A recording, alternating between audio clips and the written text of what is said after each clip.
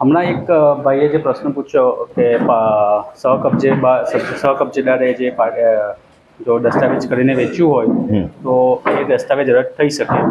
તો હવે જો સહકબજેદાર બધા જો કજિયા ચાલતા હોય અને એમને વેચવું જ હોય ધારો કે, તો એના માટે કોઈ કાયદાકીય કે પ્રેક્ટિકલ સોલ્યુશન ખરું? પરાણે ખરીદવાનો અધિકાર પેલા તો નથી. સહકબજેદાર પાસેથી તમે પરાણે દસ્તાવેજ થઈ ગયો હોય તો તમને અધિકાર ઉપસ્થિત થયો ને. તમે અમારા બે વચ્ચે છે, હું પરાણે એમને કહું તું મને વેચ જ એમ. હવે ભાવમાં હું એમ કોઈ જંત્રી આપી દઉં થોડા આપશે, મને થોડો દસ્તાવેજ કરી દે.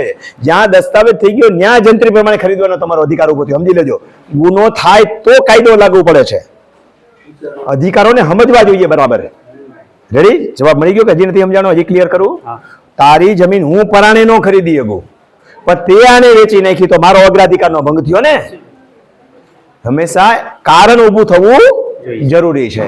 કારણ ઊભું થયા પછી અધિકારોનો ઉપયોગ કરી શકાય.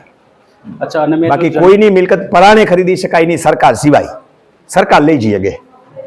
અને જંત્રી કરતા ઉપરના ભાવથી વેચી હોય તો? અરે પેલા ગમે એ ભાવે વેચી હોય, રેકર્ડ ઉપર તો શું આવવાનું છે? જંત્રી જ આવવાની. આવો પ્રશ્ન પૂછવાય એમ થતો